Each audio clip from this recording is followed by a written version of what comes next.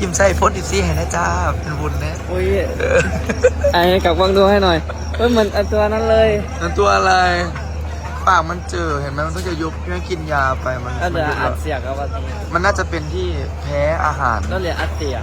นั่นแหละอันไหนดูอันนี้มีของใครบ้างมาอะไรแม่ที่ไหนบ้างบัตตาหยองออฟฟิเชียลเจ้าสมรรถารูปก่อนเอาไป ถูกตั้งมีคนไม่เสียด้วย ว้ายเดี๋ยวมันไปเฟี้ยหอดเต้นพะนะตายฮาแล้ว เสียใคร เมาหน่อยเดี๋ยวจะเฝ้าเมาก่อนเมาหน่อยเร็วไปเฟี้ยพี่น้ำสิเกย์น้อยใช่ไหม ใช่ไม่มี เกย์น้อย อยู่หน้าอาหารเมื่อกี้เลย ว้าอยู่หน้าอาหารเมื่อกี้เนี่ยไม่ เขาจะเก็บไม่ถ่ายอยู่นี่แหละคลิปนั่น ไม่เขาดูอยู่เขาพูดถึงว่าพี่น้ำมีเกย์น้อยไปเฝ้าอยู่เต็นท์อยู่ มี น่าหนัก วันนี้เห็นอยู่ ว้าย มีเกย์น้อยคนหนึ่งตอไปเข้า ว้า ที่อยู่ที่เต็นท์ ว้าย เขาเดินไปหาก่อนเวลานั่นสิ ผู้ใดท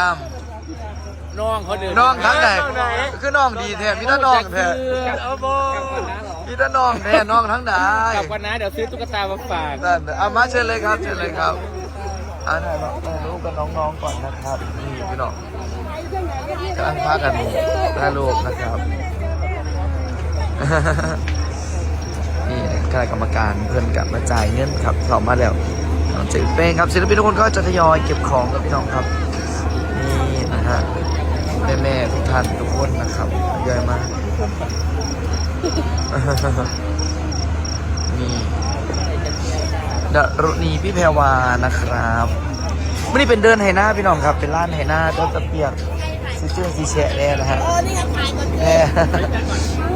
สีพี่แพรวานะครับขอบคุณแม่ทุกท่านนะครับคณะสอบภาพเดี๋ยวเราไปดูใต้เวทีกันเนาะอันนี้คุณเต้ารับแม่อยู่นะครับ